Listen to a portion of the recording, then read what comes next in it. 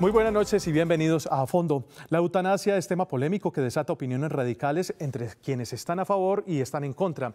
Mientras para unos es una alternativa para acabar con el sufrimiento de un paciente terminal, otros consideran que esto es un homicidio y atenta contra la integridad de la persona. ¿Qué es la eutanasia? ¿Es o no viable para un paciente terminal? ¿Cuál es la verdad desde la medicina y la bioética? De todo esto estaremos hablando hoy en A Fondo. Bienvenidos.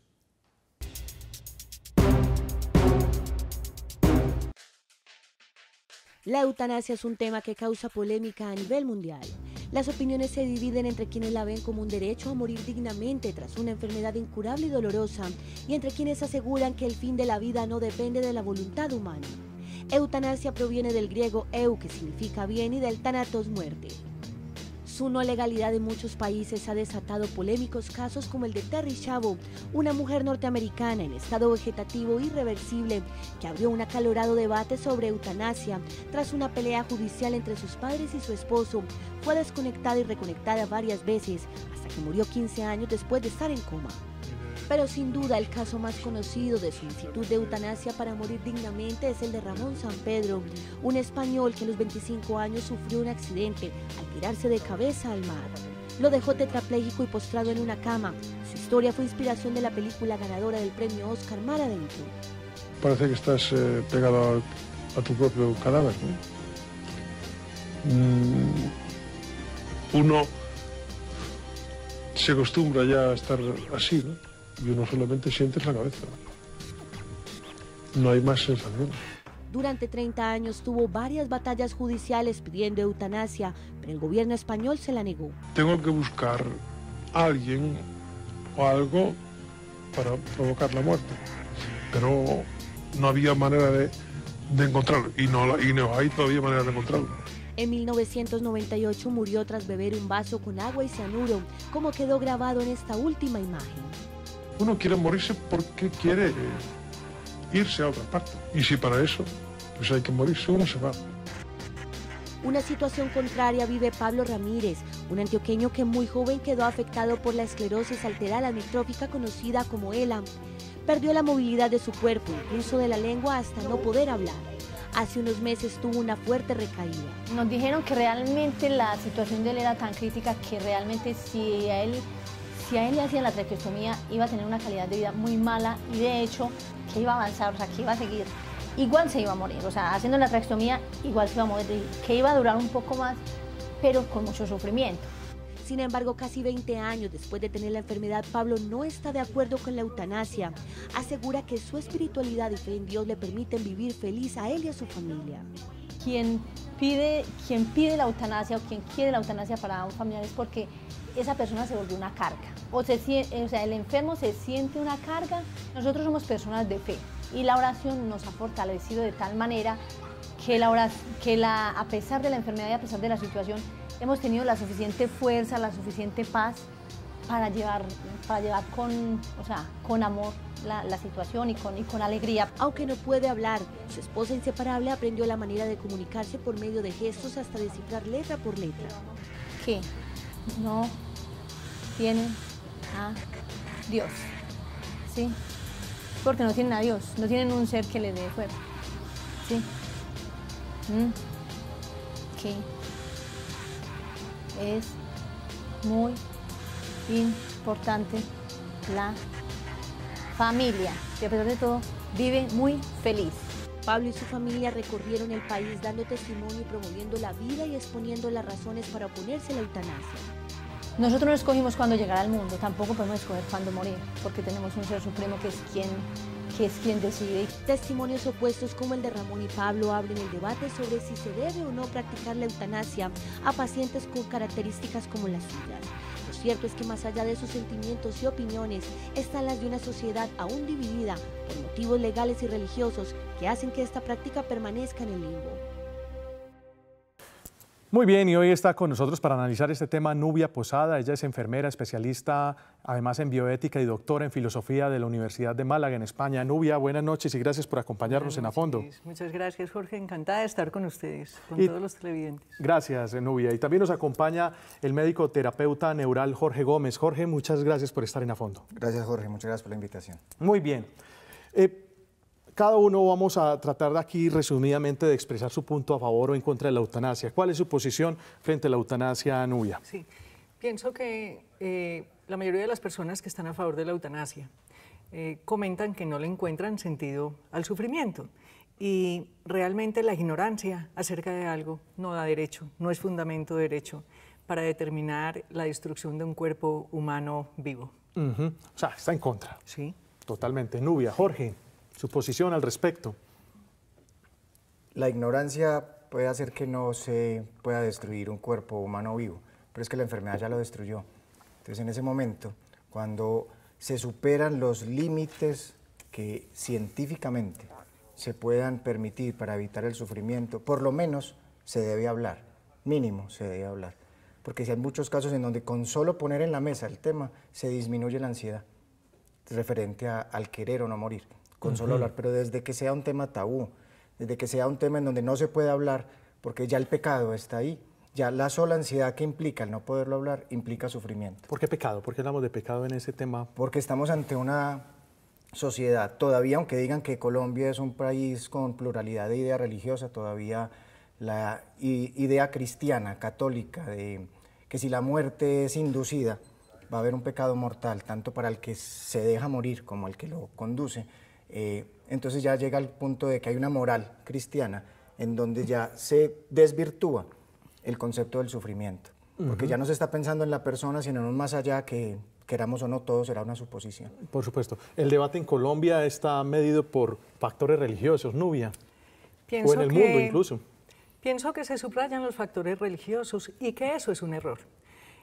También es un error decir que la enfermedad acabó con una persona que todavía está viva. Si está viva no ha acabado, no, está en proceso, pero no terminó. En cambio, el médico que practica la eutanasia sí acaba con la persona, la destruye. Y la enfermedad no es un ser libre. El médico sí es consciente de que destruye a otro de su especie, o la enfermera o quien la practique. Y luego, hay dos cosas respecto al tema religioso. Lo primero, miente quien dice que el único motivo para estar en contra de la eutanasia es religioso. Y miente quien plantea el tema religioso como necesariamente opuesto a la racionalidad humana. Primero hay que analizar los argumentos con una actitud plenamente pluralista y sin sesgos de que cualquier cosa de proveniencia religiosa es un error o está al margen de la racionalidad. ¿Por qué se destruye el cuerpo? ¿Por qué usted habla de destrucción del cuerpo? Háblenos un poco y explíquenos un poco ese concepto. El tema lo pone a la mesa Nubia, la destrucción del cuerpo. Para mí, a mi forma de ver la vida y la medicina, el cuerpo no se destruye, el proceso tiene un fenómeno autoorganizativo en donde llega un momento en donde todas sus funciones tienen que disminuir. O sea, la muerte hace parte fundamental de la existencia. Estamos ante una sociedad que niega la muerte. Estamos ante una sociedad que niega la presencia incluso de la palabra muerte, y ni siquiera la palabra muerte. El cáncer se vuelve un tabú. No se puede hablar de cáncer delante de un paciente que porque se va a enfermar más. Irnos al punto que si el problema es que si la eutanasia es viable o no, incluso a mí me parece una cortina de humo, porque mientras tanto, hay un montón de gente sufriendo por un sistema social, de salud, de gobierno, que no permite una atención mínima en la dignidad de su vida y de su muerte. Muchas veces, y a mí me ha correspondido ver, un pedido de eutanasia se basa en la imposibilidad de una familia de poder cumplir lo que un Estado o de que una empresa de salud debería estar cumpliendo. Cuando yo no tengo los recursos, la muerte puede ser una petición de un recurso. Entonces ahí viene un proceso que a mí me parece que no deberíamos, como humanos y como colombianos, no pretender pensar que la eutanasia es el último término. Antes de la eutanasia está la vida y la muerte digna. Yo creo que Nubia tiene algo que decir al respecto. Sí, pienso que no se puede defender la eutanasia. Yo no la estoy defendiendo el evitar el sufrimiento, y estamos ante un sistema que hace que las personas sufran tanto que terminan pidiendo la eutanasia. Entonces yo incluso... Me dieron la palabra, sí. Luego se la darán. Sí, señora. Sí. Yo pienso que no se puede defender la eutanasia desde el referente del encarnizamiento terapéutico o distanasia o ensañamiento terapéutico. Los dos estamos en contra del abuso que supone el ensañamiento terapéutico. O sea, pretender intencionalmente postergar una vida en un cuerpo cuya biología ya no alcanza para esa postergación. Es un atropello al derecho de la persona a vivir su propia realidad natural de cuerpo. El cuerpo es la persona. Lo que se hace contra el cuerpo se hace contra la persona. Yo no entiendo cómo uno no puede defender la eutanasia desde el encarnizamiento terapéutico. No puede defenderla desde lo religioso, no puede defenderla desde lo... Pero sí, el ir en contra de la eutanasia sí se puede defender desde lo mismo. El problema es la polarización. O sea, si mis argumentos no son defendibles, entonces no tengo argumentos. ¿Qué es un enfermo terminal? ¿Qué es un enfermo terminal para la Corte Constitucional, tal como lo estableció en esa sentencia famosa ya de 1997? No solo para la Corte Constitucional, sino para la Organización Mundial de la Salud. Okay. Cualquier persona cuyo curso de enfermedad tenga una progresión irreversible, incurable, y aunque hablar de estadísticas es muy complicado, porque es muy complicado, por supuesto, se supone que su proceso lo podría llevar a tener un periodo de vida inferior a los 6 meses, desde el punto de vista terminal a corto plazo. Pero si uno se pone a ver por definición la vida, todos somos terminales, no enfermos, pero sí terminales, todos vamos a morir. Entonces ahí viene uno de los temas sobre la mesa, es que de la muerte no se habla. Por supuesto. Y si consideramos la muerte como una destrucción, entonces estamos diciendo que la muerte es una enemiga. Y la muerte no es una enemiga, la muerte hace parte del proceso. Mientras sigamos creyendo que hablar de la muerte es el fracaso de un proceso humano, no estoy diciendo que la doctora Nubia lo haya dicho, pero muchos colegas médicos consideran que un paciente, una persona muera es su fracaso terapéutico. Mientras siga estando esa visión sobre la muerte, la eutanasia será imposible y siquiera de hablar. Creo, sí, eso es muy importante. Me tengo que ir ya a una corta pausa, pero es muy importante que distingamos varias características o tipologías que hay dentro del término eutanasia, porque hay una eutanasia activa, hay una eutanasia pasiva, es decir, hay varios aspectos que el televidente también tiene que tener en cuenta para poder, digamos, tener más acervo y poder reunir más argumentos a la hora de opinar y hablar sobre eutanasia. Correcto. Pero yo creo que en un momentico ustedes dos nos van a aclarar un poco esos conceptos. Estamos con Jorge Gómez, médico terapeuta, y con Nubia Posada, que es enfermera y especialista en bioética y doctora en filosofía de la Universidad de Málaga, en este interesante debate sobre la eutanasia. Ya regresamos en A Fondo.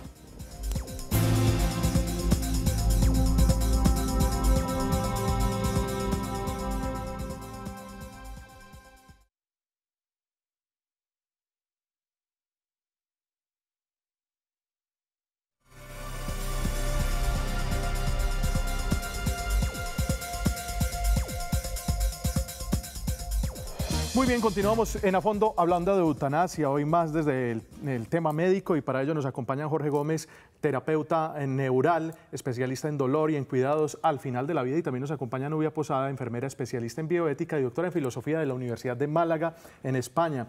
Era muy importante tener en cuenta dos conceptos que son claves para entender un poco este tema de la eutanasia. Hay una eutanasia activa y hay una eutanasia pasiva. Jorge, eutanasia activa, ¿de qué nos estamos refiriendo específicamente? Cuando hay una determinación de colocar una sustancia que lleve a la muerte a un paciente. Y estás activamente haciendo una labor para que la persona muera. Pero lo hace un médico, entonces obviamente con la aquiescencia, digamos, del paciente. Y con un consentimiento, hay ciertos países del mundo, Holanda, ciertos países del mundo, en donde hay casi que un contrato, en donde el paciente asegura que lo está solicitando y tendrán sus métodos para hacerlo. Pacientes en coma, que es un caso muy común, por ejemplo, pacientes en coma que pueden tardar 20 años o inclusive más en ese estado. Por ejemplo, ¿cuál es la posición tuya, Jorge, frente a ese tipo de temas? Ante todo, evitar que sea un proceso mecánico el que mantenga vivo a ese paciente.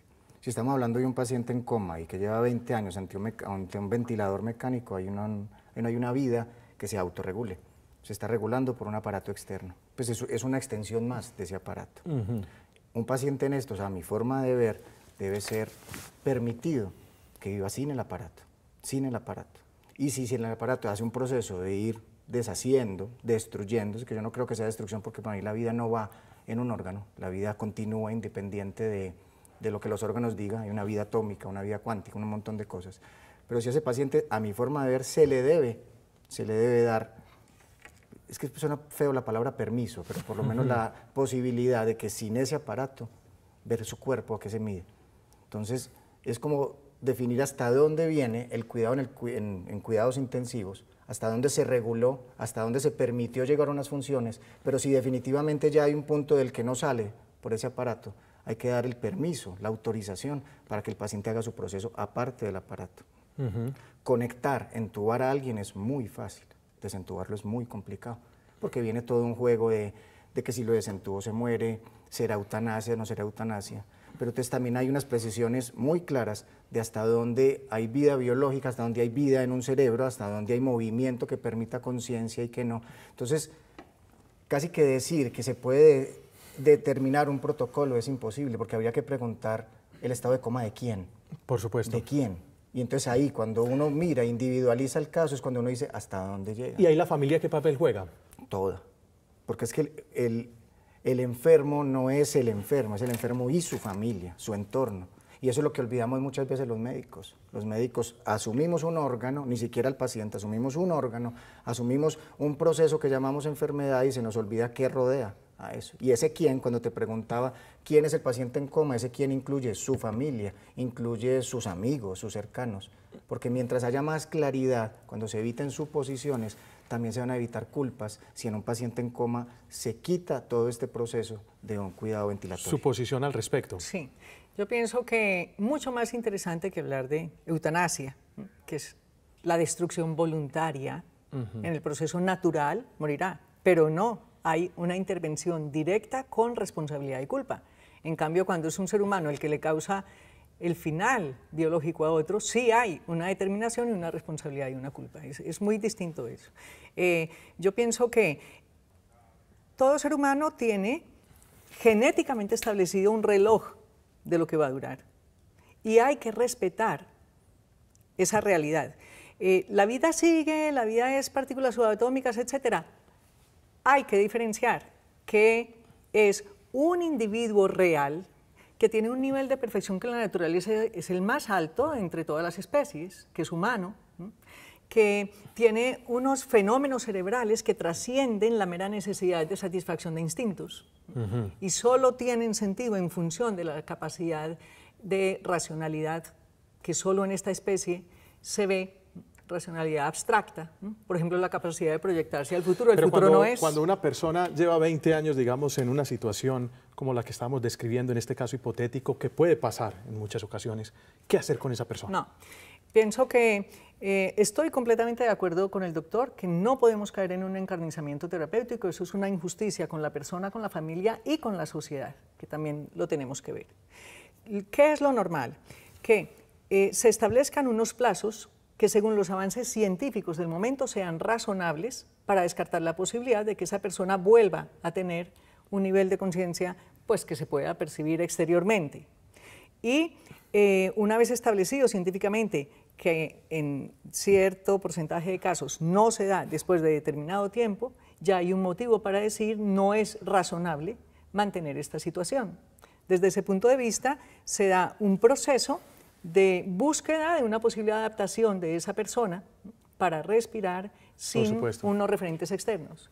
Si esa persona logra respirar, por ejemplo el caso de Karen Ann Kinlan, famoso, la primera en la que sucedió esto, pues hay que satisfacer sus necesidades básicas en lo que ella no puede, que es un derecho de toda persona. Si esta persona ya no respira es porque si su biología no alcanza para vivir por ella misma, entonces estaríamos ante medios desproporcionados y tenemos que respetar también el proceso natural del final de su vida. Muy bien. Jorge, muy corto.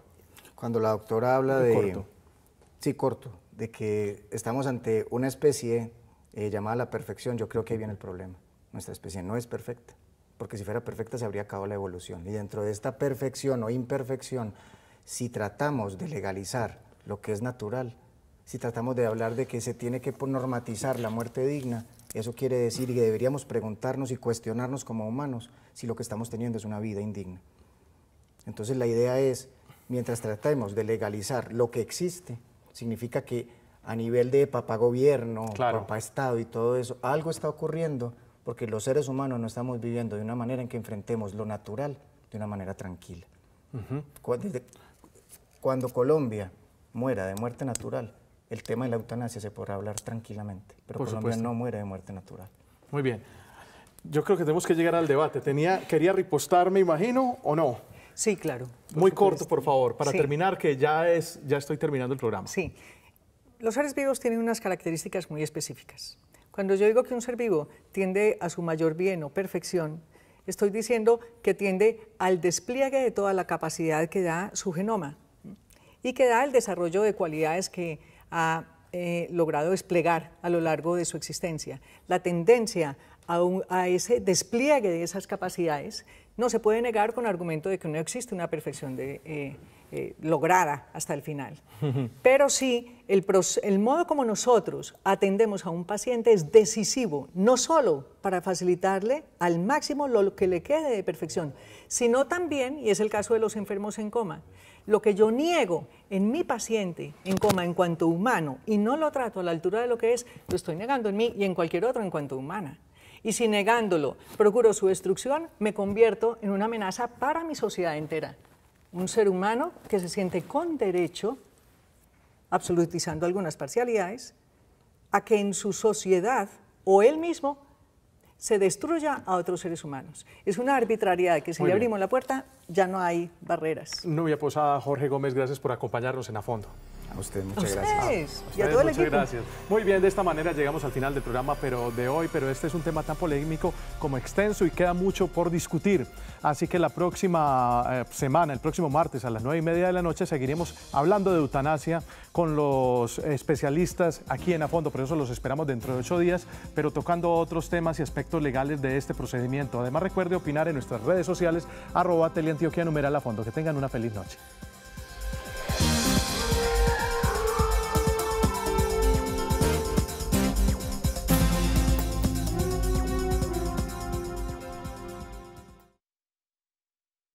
Se acostumbra ya a estar así, ¿no? Y uno solamente siente en la cabeza. No hay más sensación. Durante 30 años tuvo varias batallas judiciales pidiendo eutanasia, pero el gobierno español se la negó. Tengo que buscar a alguien o algo para provocar la muerte. Pero no había manera de encontrarlo. Y no hay todavía manera de encontrarlo. En 1998 murió tras beber un vaso con agua y cianuro, como quedó grabado en esta última imagen. Uno quiere morirse porque quiere irse a otra parte. Y si para eso pues hay que morirse, uno se va. Una situación contraria vive Pablo Ramírez Richavo, una mujer norteamericana en estado vegetativo irreversible que abrió un acalorado debate sobre eutanasia tras una pelea judicial entre sus padres y su esposo. Fue desconectada y reconectada varias veces hasta que murió 15 años después de estar en coma. Pero sin duda el caso más conocido de solicitud de eutanasia para morir dignamente es el de Ramón Sampedro, un español que a los 25 años sufrió un accidente al tirarse de cabeza al mar. Lo dejó tetrapléjico y postrado en una cama. Su historia fue inspiración de la película ganadora del premio Oscar, Mar Adentro. Parece que estás pegado a tu propio cadáver, ¿no? Un antioqueño que muy joven quedó afectado por la esclerosis lateral amiotrófica conocida como ELA. Perdió la movilidad de su cuerpo, incluso de la lengua, hasta no poder hablar. Hace unos meses tuvo una fuerte recaída. Nos dijeron que realmente la situación de él era tan crítica que realmente si a él le hacían la traqueostomía iba a tener una calidad de vida muy mala y de hecho que iba a avanzar, o sea, que iba a seguir. Igual se iba a morir, o sea, haciendo la traqueostomía igual se iba a morir, que iba a durar un poco más, pero con mucho sufrimiento. Sin embargo, casi 20 años después de tener la enfermedad, Pablo no está de acuerdo con la eutanasia. Asegura que su espiritualidad y fe en Dios le permiten vivir feliz a él y a su familia. Consideran que esto es un homicidio y atenta contra la integridad de la persona. ¿Qué es la eutanasia? ¿Es o no viable para un paciente terminal? ¿Cuál es la verdad desde la medicina y la bioética? De todo esto estaremos hablando hoy en A Fondo. Bienvenidos.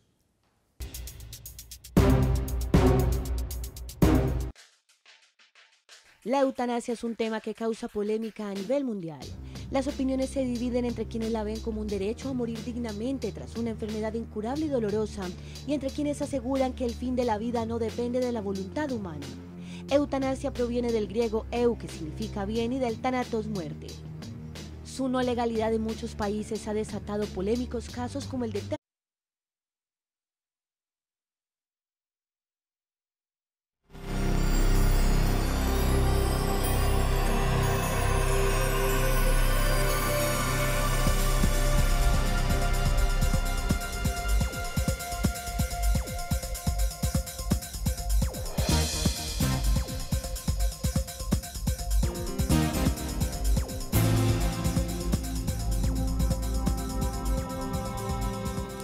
Muy buenas noches y bienvenidos a Fondo. La eutanasia es tema polémico que desata opiniones radicales entre quienes están a favor y están en contra. Mientras para unos es una alternativa para acabar con el sufrimiento de un paciente terminal, otros